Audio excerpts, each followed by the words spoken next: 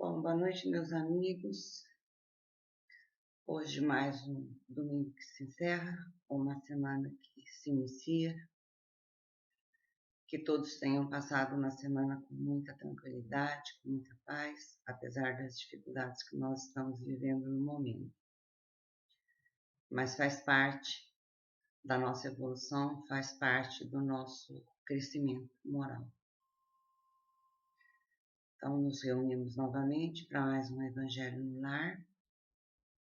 Vamos elevar o nosso pensamento a Deus e a Jesus, agradecendo por estarmos aqui reunidos, que a espiritualidade esteja presente na casa de cada um de vocês, assim como aqui comigo, me orientando, porque é uma responsabilidade muito grande falar as palavras de Jesus. Não é fácil. Então, que esteja com a gente, que o Senhor nos abençoe, que o Senhor nos ilumine. Vamos pegar a nossa água fluida, deixar nosso copo de água fluida, nossa jarra, dependendo da nossa família. E eu vou fazer a leitura do Evangelho de hoje para vocês. Nós vamos continuar no capítulo 5, Bem-aventurados os aflitos, no item 6, Causas anteriores das aflições. Mas, se há males dos quais o homem é a causa primeira nesta vida, há outros, pelo menos na aparência, que lhe são completamente estranhos e que parecem atingi-lo como por fatalidade. Tal é, por exemplo, a perda de seres queridos e a de arrimos de família. Tais são ainda os acidentes que nenhuma providência poderia impedir, os reveses de fortuna que frustram todas as medidas de prudência, os flagelos naturais e as enfermidades de nascimento, sobretudo aquelas que tiram aos infelizes os meios de ganhar sua vida pelo trabalho, como as deformidades, a idiotia, o cretinismo, etc. Kardec aqui se refere à idiotia e ao cretinismo como a síndrome de Down. Essa referência que ele faz porque era o termo que se usava na época. Aqueles que nascem em semelhantes condições seguramente nada fizeram nessa vida para merecer uma sorte tão triste, sem compensação, que não podiam evitar, impotentes para mudarem por si mesmos, e que os coloca à mercê da comiseração pública. Por que, pois, seres tão infelizes, ao passo que ao seu lado, sobre o mesmo teto, na mesma família, outros são favorecidos sob todos os aspectos? Que dizer, enfim, dessas crianças que morrem em tenra idade e não conheceram da vida senão o sofrimento? Problemas que nenhuma filosofia pôde ainda resolver, anomalias que nenhuma religião pôde justificar, e que seriam a negação da bondade, da justiça e da providência de Deus, na hipótese de ser a alma criada ao mesmo tempo que o corpo, e sua sorte estar irrevogavelmente fixada após uma estada de alguns instantes na terra. Que fizeram essas almas que acabam de sair das mãos do Criador para suportar tantas misérias neste mundo e merecer no futuro uma recompensa ou uma punição qualquer, quando não puderam nem fazer o bem nem o mal? Entretanto, em virtude do axioma de que todo efeito tem uma causa, essas misérias são efeitos que devem ter uma causa, e desde que se admita um Deus justo, esta causa deve ser justa. Ora, a causa, precedendo sempre o efeito, uma vez que não está na vida atual, deve ser anterior a ela, quer dizer, pertencer a uma existência precedente. Por outro lado, Deus não podendo punir pelo bem que se fez, nem pelo mal que não se fez, se somos punidos, é porque fizemos o mal. Se não fizemos o mal nessa vida, o fizemos numa outra. É uma alternativa da qual é impossível escapar, e na qual a lógica diz de que lado está a justiça de Deus. O homem, pois, não é sempre punido ou completamente punido na sua existência presente, mas não escapa jamais às consequências de suas faltas. A prosperidade do mal não é senão momentânea, e se ele não espia hoje, espiará amanhã, ao passo que aquele que sofre está espiando seu passado. A infelicidade que à primeira vista parece merecida tem, pois, sua razão de ser, e aquele que sofre pode sempre dizer: perdoai-me, Senhor, porque pequei. A semana passada nós falamos das causas atuais das aflições, que são o quê? As consequências dos nossos atos nessa existência que nós estamos vivendo. São coisas que nós fazemos e que vão ter as suas consequências. Como eu falei, se eu atravesso o sinal vermelho, consequentemente eu vou bater o carro. É uma causa da vida passada? Não, é uma causa dessa vida. Foi uma escolha minha agir dessa forma e a consequência veio na hora. Mas, como a gente costuma falar, nós somos herdeiros de nós mesmos. Nós estamos herdando hoje o que nós fizemos no passado. E vamos herdar no futuro o que fizermos hoje. Então, tem coisas que fogem ao nosso alcance, que por mais que a gente tente mudar, a gente não consegue mudar. Então, vem um monte de porquê. Por que uma criança nasce com síndrome de Down? Por que uma criança nasce autista? Por que uma criança nasce, vive 5, 6 meses e logo morre? Por que numa mesma família, um irmão prospera e o outro vive na miséria? Por que uns têm doenças genéticas gravíssimas e outros não? Por que outros nascem com deficiência e outros não? Então, são uma série de porquês que nós não conseguimos responder se nós não pensarmos que nós somos espíritos eternos e que nós não vivemos uma única vez. Que a alma, o espírito é criado simples e ignorante e vai vivendo encarnações até que ele atinja a perfectibilidade. Nós começamos lá no reino mineral, passamos pelo vegetal, pelo animal e vimos para o reino hominal. E no hominal nós adquirimos o livre-arbítrio, a capacidade de raciocínio, a capacidade de decidir por aquilo que nós queremos fazer.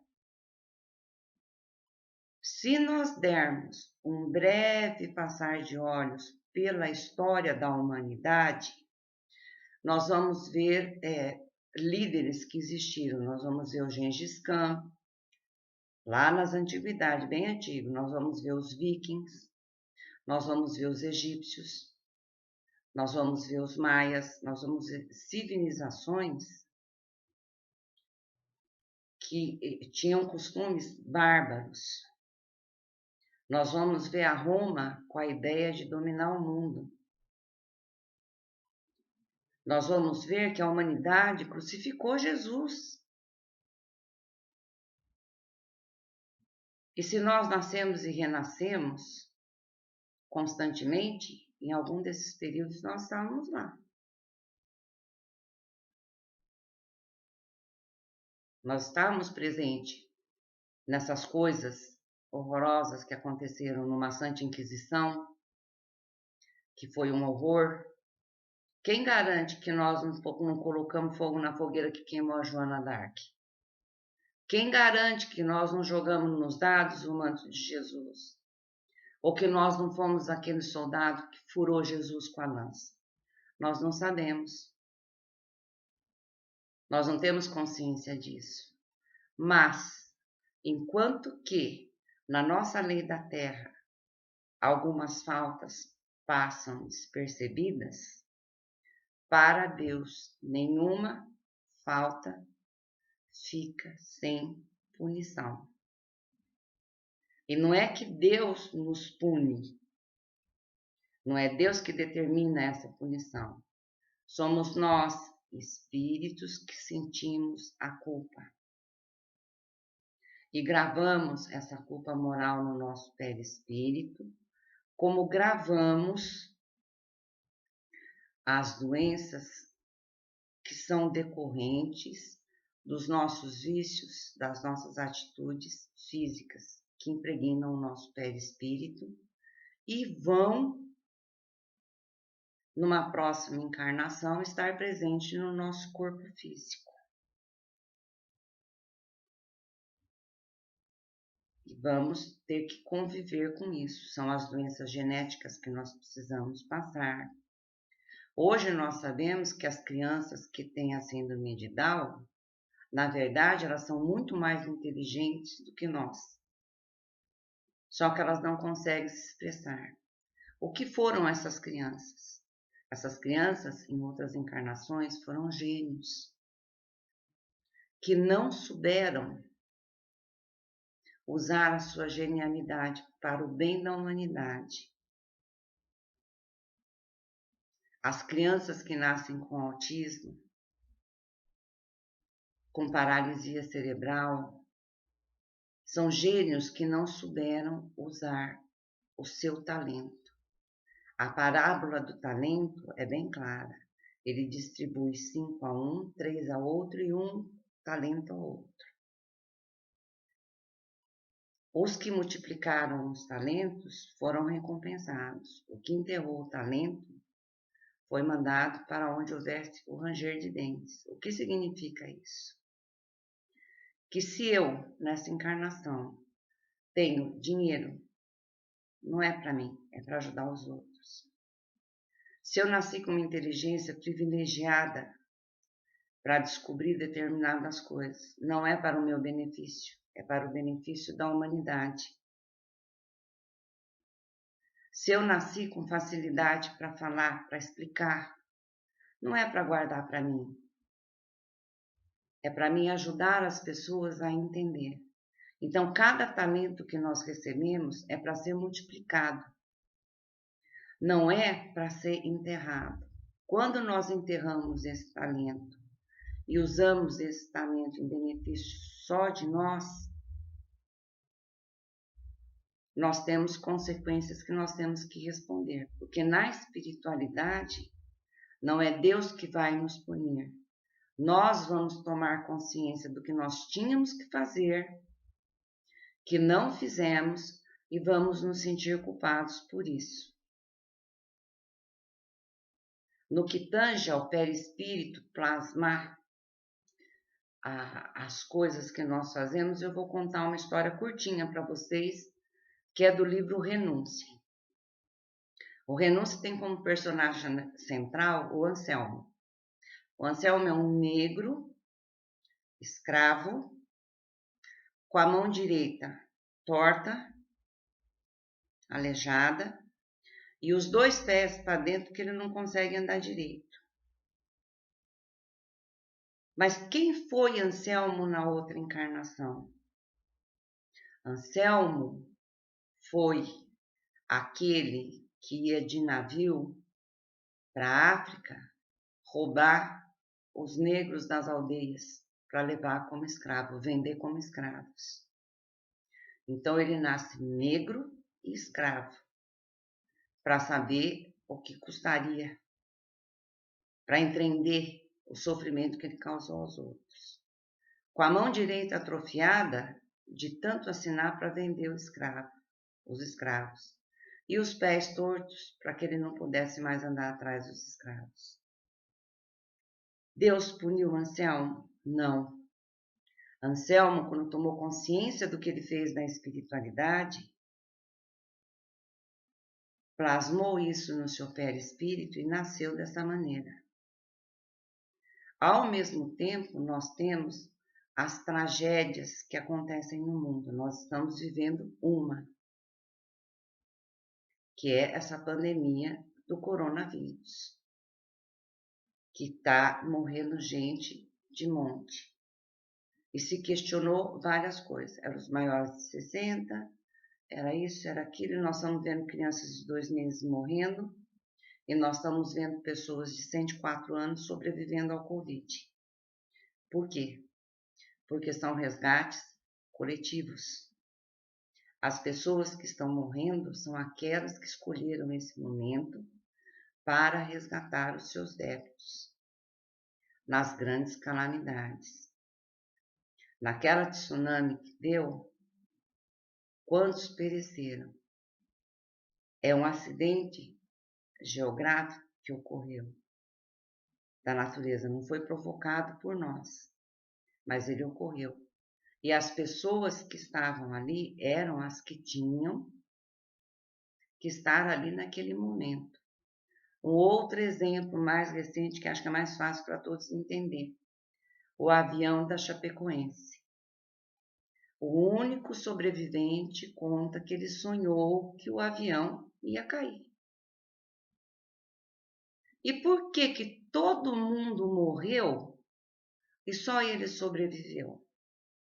Porque ele não estava naquele resgate coletivo. Ele ainda tinha um período para cumprir nesta terra. Então, quando nós não encontramos o porquê de um determinado sofrimento, de determinadas coisas que acontecem, seja individual ou coletivamente, nós temos que buscar isso no passado. Nós temos que voltar na história da humanidade, ver tudo o que ocorreu nessa história, conscientes de que em algum momento dessas ocorrências nós estávamos presentes, nós estávamos prejudicando e nós cometemos erros. Então, nós somos herdeiros de nós mesmos. Nós herdamos aquilo que nós fizemos em outras encarnações. Nem sempre numa próxima encarnação. Porque o resgate, o acerto de conta, acontece quando o nosso espírito está suficientemente maduro para atender à necessidade daquele resgate, daquele reequilíbrio. Porque se ele não estiver pronto, ele vai se perder de novo. Então eu posso estar hoje nesta encarnação resgatando débitos da época de Jesus. E este momento, este presente, é o momento, é o nosso momento. É o nosso momento de resgatar o nosso passado e o nosso momento de alicerçar o nosso futuro. Porque nós vamos herdar desse presente. Esse presente é a herança que nós vamos levar para o nosso futuro. É isso que Jesus nos fala nesse texto.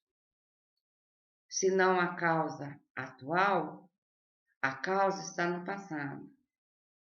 Crianças que morrem em tenra idade, que vivem 3, 4 anos, o suicida, quando ele comete esse ato, ele tem uma encarnação quase que compulsória e ele vai viver o tempo que ele abreviou da vida dele naquela existência presente. Então, tudo tem uma lógica, tudo tem uma explicação. O espiritismo é ciência, o espiritismo é filosofia. Não existe o fabuloso, não existe o milagroso. Existe o fato. E o fato das nossas aflições está no nosso passado, no nosso presente, e dependendo do nosso presente, do que fizermos nesse presente, vai estar também no nosso futuro, vai afetar o nosso futuro. Então, que nós sejamos inteligentes nessa encarnação para preparar para nós um futuro melhor. Que nós tenhamos melhores coisas ou que estejamos prontos moralmente para resgatar débitos mais sérios do passado. Porque o ciclo é esse. Nascer, viver, morrer, renascer ainda, progredir sempre. Tal é a lei. Essa é a mensagem de hoje do nosso Evangelho no lar.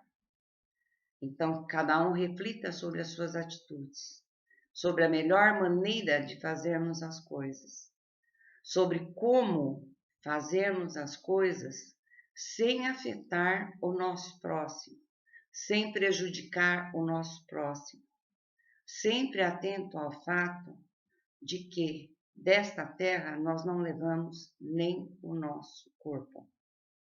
A nossa bagagem é o que fizemos de bem e o que fizemos de mal.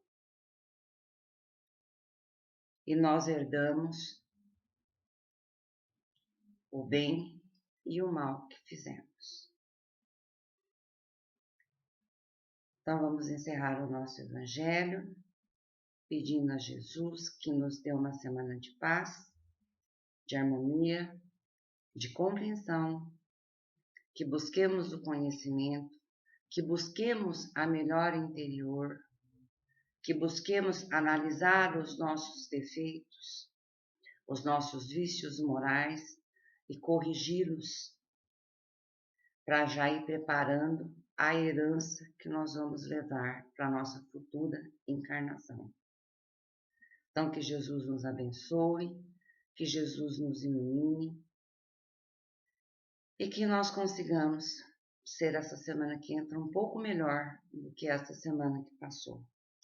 Que Jesus abençoe a todos vocês, que a espiritualidade esteja junto de cada um, levando bênçãos, orientação, bons fluidos, retirando as energias negativas e trazendo coisas boas para os nossos lares. Que assim seja, que Jesus nos abençoe.